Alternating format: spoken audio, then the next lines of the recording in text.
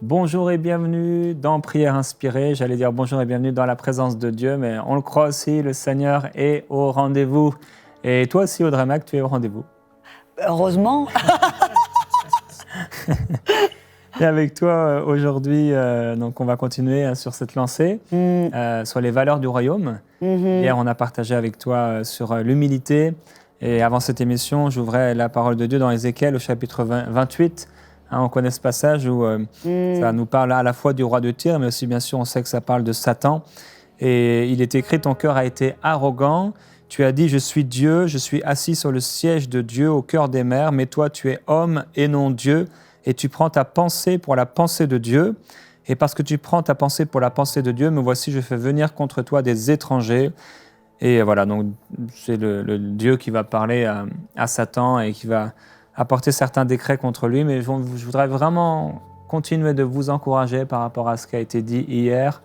Je crois que plusieurs personnes, vous résistez encore et Dieu vient aujourd'hui vous encourager alors que vous avez souhaité entendre parler aujourd'hui d'authenticité, d'intégrité. Je crois qu'on ne peut pas vraiment être authentique ni intègre en étant d'abord humble, en marchant dans l'humilité. Et je voudrais vraiment vous encourager par rapport à ce qui a été aussi apporté pour les ministres de Dieu. On est des hommes et c'est lui qui est Dieu. Et vraiment, on doit se laisser diriger par lui. C'est lui qui est le chef de l'Église. C'est vraiment lui qui est la tête de tout le corps et on doit vraiment se laisser diriger par lui. C'est tellement, tellement, tellement important. Et aujourd'hui, avec toi, donc, Audrey, on va parler d'authenticité, d'intégrité, qui sont, c'est vrai, deux valeurs dans le royaume de Dieu. Mais je voudrais rajouter, tu as dit quelque chose de bien, de parler de ceux qui résistent, mais je crois qu'on doit comprendre que l'image que j'ai, c'est comme quelqu'un qui est en train de se noyer, et il y a quelqu'un qui vient pour l'aider, et puis la personne, souvent, elle se débat, et puis un sauveteur, qu'est-ce qu'il va faire? Il va devoir assommer la personne pour pouvoir l'aider. Et c'est un peu l'image que j'ai. Des fois, les gens, ils résistent à Dieu, quand en réalité, Dieu... ce qu'il veut faire dans notre vie, il veut le faire pour notre bien. Et donc, quand on résiste à Dieu, on résiste aux bonnes choses qu'il veut pour notre vie, aux bonnes choses qu'il veut pour notre ministère. Et donc, arrêtons-nous de nous débattre et soumettons-nous à sa volonté, à sa parole, à son Saint-Esprit. Et parce que le deuxième point qu'on a choisi de discuter, c'est l'authenticité. Parce que je crois que c'est ce que, malheureusement, c'est qu'on a vu très souvent dans le corps du Christ, dans l'Église.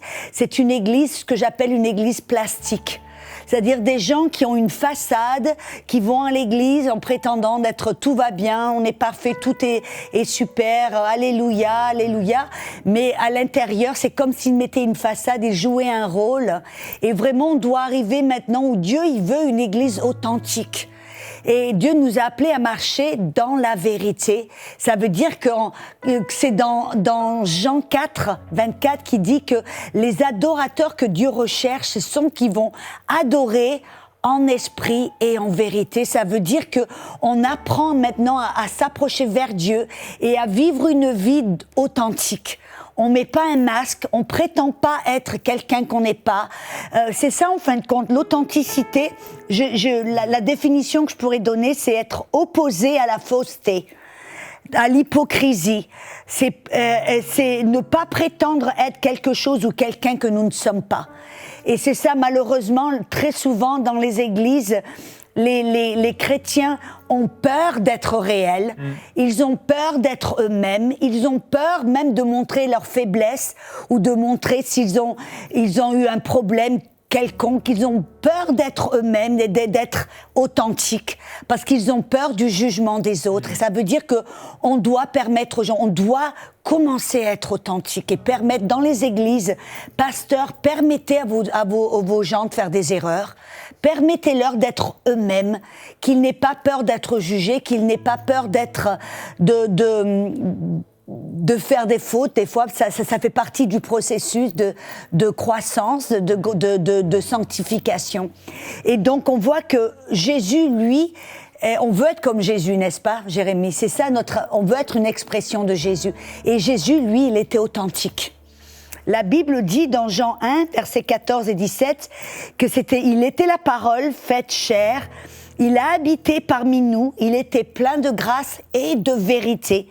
Car la loi a été donnée par Moïse, mais la grâce et la vérité sont venues par Jésus-Christ. Et quand on parle de vérité, on parle d'authenticité, d'intégrité. Ça veut dire que Jésus, il était la vérité. Il n'avait pas un masque en prétendant oui je suis. Non, il était lui-même. Il était vrai. C'est même dans Matthieu 22 verset 16, ils lui envoyèrent donc quelques-uns de leurs disciples accompagnés de gens du parti d'Hérode, et ses émissaires lui dirent: Maître, nous savons que tu dis toujours la vérité et que tu enseignes en toute vérité comment Dieu nous demande de vivre. Tu ne te laisses pas influencer par personne, car tu ne regardes pas la position sociale des gens. En d'autres mots, les gens lui disaient: toi tu es vérité, tu ne prétends pas être quelqu'un d'autre, ce qu'on voit c'est ce que tu es authentique, tu es véritable.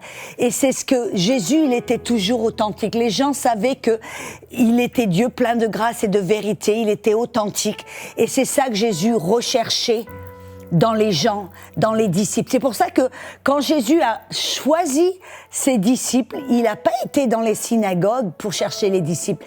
Il a recherché des gens qui étaient authentiques. Des pécheurs qui péchaient, des gens, des taxes collectes pour les impôts, les releveurs d'impôts. Il recherchait des personnes qui étaient eux-mêmes. Même tu te rappelles Nathanaël, j'ai bien aimé ça. Nathanaël, c'est dans Jean 1, 47. Il a trouvé Nathanaël et il a dit voilà un et je vais le lire de la traduction de Le Maître de Sassy. Tu disais, tu n'avais jamais entendu parler cette traduction, mais moi je l'ai découverte il y a quelques jours et j'ai bien aimé. Il dit: Jésus, voyant Nathanaël qui venait le trouver, dit de lui: voici un vrai Israélite sans déguisement et sans artifice. Ça veut dire que Jésus, il était authentique et il recherche des personnes authentiques qui vont adorer Dieu en esprit et en vérité, en authenticité, en intégrité. Et ça veut dire que c'est pour ça que très souvent Jésus il s'entendait pas bien avec les pharisiens, parce qu'ils étaient, ils disaient quand ils prient, tout d'un coup leur voix se transforme. Et c'est ça, je veux dire, quand vous priez, vous n'avez pas besoin de transformer votre voix. Ô Père qui est aux cieux. Non, soyez vous-même, soyez authentique.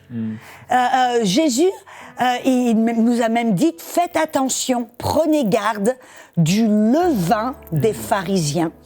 Et très souvent, quand on parle du levain, Jésus, quand il parlait de levain, de quoi parlait-il? Et il nous a dit en fin de compte, c'était quoi? L'hypocrisie, c'est ça. Dans Luc 12, 1, il dit: avant tout, gardez-vous du levain des pharisiens, qui est l'hypocrisie. Et l'hypocrisie, qu'est-ce que c'est? La même chose, c'est jouer un rôle. C'est prétendre être quelqu'un ou quelque chose que vous n'êtes pas. C'est mettre un masque. Et Jésus dit: faites attention du levain des pharisiens, parce que les pharisiens, ils marchaient en prétendant être pieux et être saints et être épuisés. Jésus a dit: vous êtes comme des tombes qu'on peint en blanc, mais à l'intérieur vous êtes plein d'ossements, vous êtes plein de pourriture à l'intérieur. C'est très très profond l'authenticité. Et peut-être il y en a qui écoutent et qui ne réalisent pas la profondeur, comment en fait ça vient vraiment chercher les fondations sur lesquelles on s'appuie des fois dans notre vie. Parce que ce manque d'authenticité, cette hypocrisie, on la retrouve, on pourrait dire, partout. Et ce levain dont tu as parlé, on voit des fois que dans certaines églises ou certains peut-être même mouvements d'église, il y a de ce levain, une personne arrive dans l'église ou dans la ville et rejoint une église locale, et il y a toutes sortes de choses qui sont faites pour paraître dans l'église locale, des fois pour pallier à certains manquements. Le Saint-Esprit n'est pas là, alors on essaie de faire comme s'il était là, on crie un peu plus fort, on fait toutes sortes de choses, on met des formes, etc., pour faire croire que... Et en fait, c'est tout ça, ce déguisement, qui a empêché les pharisiens d'aller plus loin Et des fois, on est dans une église locale, il y a plein de gens qui nous écoutent de toutes sortes d'églises locales. Et des fois, on a plein de déguisements. Je me souviens avoir fait un songe il y a bien des années maintenant. Je regardais par la fenêtre, par la porte d'entrée ou la fenêtre d'entrée de mon église locale. Et je voyais les gens mettaient des masques, en fait. Tous, ils mettaient des masques. Et ce masque-là, c'est vrai qu'on doit vraiment veiller pour ne pas devenir hypocrite et faire croire que tout va bien, alors qu'en fait, ça ne va pas bien. Faire croire qu'on est rempli de Saint-Esprit. Alors, on a vraiment besoin, et ça va avec ce dont on a parlé hier aussi, de cette humilité. J'étais dans une église locale il y a quelques mois et j'ai demandé aux gens comment vous louez Dieu à la maison. Et j'étais poussé à leur poser cette question-là. Alors j'ai dit, est-ce qu'il y en a certains vous mettez à genoux? Oui, oui. Certains, est-ce que vous vous mettez debout pour louer Dieu? Oui, oui, ok. J'ai dit, est-ce que certains, comme moi, peut-être vous vous mettez allongé pour louer Dieu? Et il y a un jeune homme, entre autres, qui dit, oui, moi. J'ai dit, alors on va faire ce qu'on fait à la maison entre nous. J'ai dit, pourquoi on devrait faire différemment? Exactement. Alors on ne veut pas bien sûr choquer les gens, mais ce qu'on fait à la maison, si tout va bien, on pourrait le faire aussi. Et alors j'ai dit, vas-y maintenant, mets-toi allongé et commence à louer Dieu comme tu le fais. Alors, les gens étaient un peu choqués. Il a commencé et finalement, on a commencé à adorer Dieu. Bon, certaines personnes n'ont pas aimé ce qui s'est passé, mais on a besoin d'être authentique. On a vraiment besoin d'être authentique. Et je dirais une personne, comment savoir, parce que dire, comment savoir si je suis authentique? C'est le cœur. Parce que la Bible dit dans Samuel 16, il dit que Dieu ne regarde pas l'apparence, il ne regarde pas en dehors. Parce que, en fin de compte, être authentique, c'est est-ce que votre cœur et ce que vous faites à l'extérieur, c'est la même chose. Et donc, quand on fait quelque chose, on doit se poser la question, pourquoi est-ce que je fais ce que je fais? Dès que, par exemple, vous êtes dans une église, pourquoi est-ce que vous dansez? Parce que quand vous êtes à la maison, vous dansez devant le Seigneur et vous voulez vous exprimer, ou alors est-ce que vous voulez impressionner les gens? Pourquoi est-ce que vous faites ce que vous faites? Pourquoi est-ce que vous priez de cette manière? Est-ce que c'est pour essayer de paraître pieux ou est-ce que c'est parce que c'est votre cœur? C'est une prière qui vient de votre cœur. C'est ça en fin de compte. L'hypocrisie, c'est quand le cœur et les actions, les paroles ne sont pas en accord, ne sont pas une. Et donc c'est ça en fin de compte. C'est pour ça, tu sais, c'est intéressant. J'ai commencé à étudier, le Seigneur m'a commencé à me montrer, à essayer d'étudier le levain. Parce que quand on pense au levain, on pense au péché. On dit toujours le levain, c'est le péché. Mais quand j'ai commencé à étudier, et je regardais d'abord qu'est-ce que Jésus disait, et ce que Jésus nous montrait, il nous a dit l'hypocrisie. On a vu que l'hypocrisie, c'est la fausseté. C'est un manque d'intégrité, un manque de vérité. Et c'est intéressant que dans Exode 12, qui est un symbole de notre relation, comment nous approcher vers Dieu, en vérité et en esprit. Comment nous approcher vers le Sauveur qui va payer pour nos péchés. Comment s'approcher vers la table même de communion. Car c'est là où on prend le sang et on prend la coupe et on prend le pain. Dans Exode 12, Dieu a donné des instructions à Moïse en lui disant que vous mangez du pain sans levain et il devait ôter tout le levain de la maison. La plupart des gens disent « Ah, avant de t'approcher vers Dieu, tu dois ôter tout le péché de ta vie. » Le fait, c'est que quand tu regardes vraiment, c'est pas ce que ça veut dire. Ce que ça veut dire, le levain, Jésus nous montre, c'est la fausseté. C'est un cœur qui est malicieux, un cœur qui trompe, un cœur qui est faux, un cœur qui est rempli d'hypocrisie. C'est ça, le levain. Et donc, dans Exode 12, quand Dieu a dit à Moïse que, afin de manger l'agneau qui est Jésus, afin de partager, de prendre la communion et de vous approcher vers Dieu et d'avoir cette relation d'intimité avec Dieu, vous allez devoir ôter toute hypocrisie de votre cœur. Vous allez devoir aller avec un cœur authentique. Vous allez devoir arrêter d'être faux, arrêter d'être malicieux, de mettre un masque. Soyez vous-même, soyez authentique et vrai. C'est ça que Dieu, il connaît nos défauts. Dieu, il connaît tous les petits trucs. Et c'est pour ça qu'on doit aller vers lui en vérité, avec un cœur vrai, car c'est là qu'il peut nous montrer comment changer, comment apprendre la grâce de Dieu qui va nous transformer de l'intérieur, comment on va pouvoir vaincre les péchés, les mauvaises habitudes. Et c'est ça que Dieu recherche. Il recherche ceux qui vont s'approcher vers lui authentiquement, en vérité, en disant « Dieu, voilà, c'est ça. Pardonne-moi, Seigneur, j'ai une mauvaise habitude, ou je fais ceci, ou cela. Ne prétendons pas être quelqu'un qu'on n'est pas. Et qui on est devant Dieu, nous tout seuls à la maison, c'est qui on doit être en public. Il ne doit pas y avoir deux personnes, il doit y avoir la même personne. Amen. Et dans les évangiles, on voit qu'à un moment, plusieurs crurent en Jésus-Christ, mais parce qu'ils ne voulaient pas se faire exclure de la synagogue, ils ne l'ont jamais avoué. Parce que la Bible dit ils ont préféré la gloire des hommes plutôt que la gloire de Dieu. Et c'est souvent une histoire en fait de ça, hein, de la reconnaissance des hommes. On ne veut pas être disqualifié par les hommes, et c'est pour ça on délaisse la gloire de Dieu. Et c'est pour ça que c'est tellement profond, parce que je crois que ça va apporter beaucoup de guérison dans le cœur de beaucoup qui nous écoutent aujourd'hui. Cette sincérité, cette authenticité, on en a vraiment, vraiment besoin dans l'Église locale, dans notre vie personnelle, dans notre rapport les uns avec les autres. Ne pas chercher la gloire des hommes. Ça, c'est un piège. Et tu as parlé de veiller. On doit veiller vraiment. On doit faire attention. Toujours regarder le motif de notre cœur quand on fait. Ça m'est arrivé plusieurs fois où je fais quelque chose et puis d'un coup je m'arrête et le Saint-Esprit me dit « Pourquoi est-ce que tu vas faire ce que tu vas faire ?» Tout d'un coup je regarde et puis je vois « Non ». Et puis je dis « Non, je le fais pas ». Parce que, comme tu dis, des fois tu le fais ou par habitude, ou pour impressionner, ou pour gagner l'acceptation des gens, ou pour X raison. Pour pas blesser X raison, pour tout.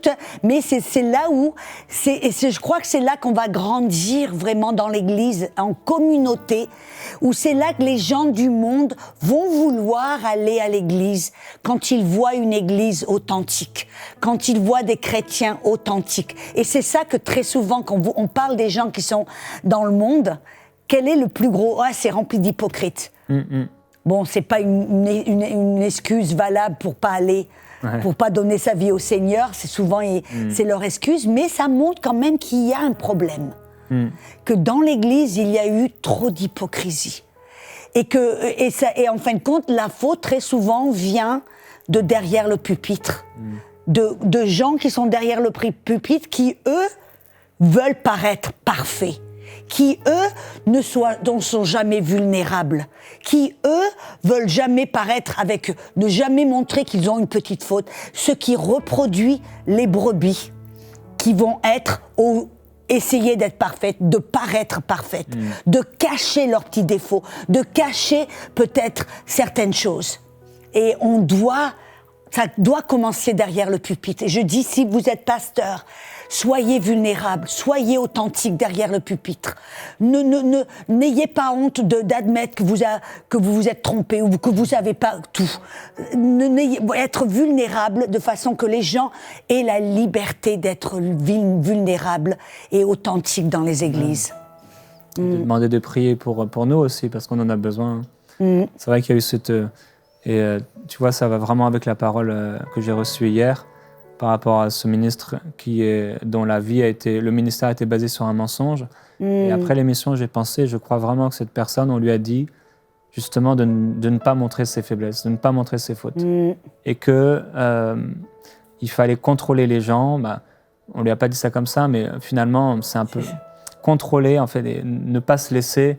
Et c'est tellement pas la façon dont Jésus fonctionnait. Exactement. Et je crois que ça va faire du bien. On va prier. Il y a un travail que Dieu va faire qui est puissant. Et une décision à prendre pour chacun. Comme hier, on a pris une décision de dire « Seigneur, je veux apprendre l'humilité, je veux choisir à devenir humble ». De la même manière, on doit prendre cette décision de devenir, ou de rester des personnes authentiques et de veiller à ne pas rentrer dans ce schéma de fausseté.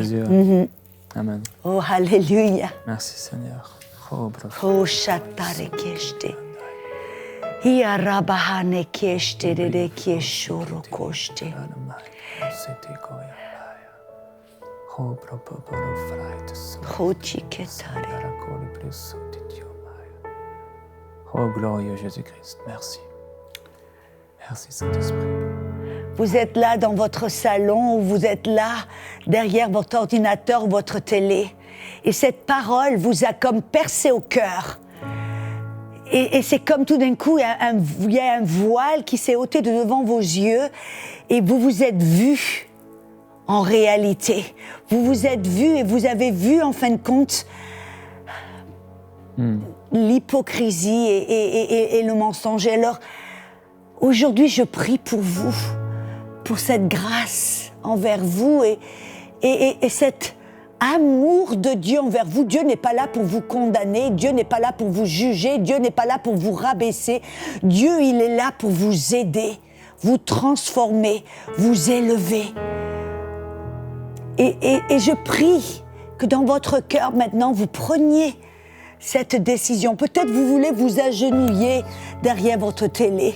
Peut-être vous voulez vous agenouiller là où vous êtes, derrière votre ordinateur, et de dire « Seigneur, pardonne-moi pour toute hypocrisie. Pardonne-moi que mon cœur et mes paroles, mes actions n'étaient pas en accord.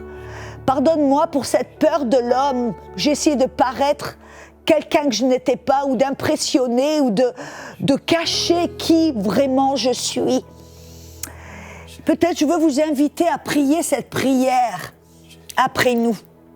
Seigneur, pardonne-moi pour toute mon hypocrisie. Je reçois ton pardon et ton amour. Je te demande, Saint-Esprit, de purifier mon cœur.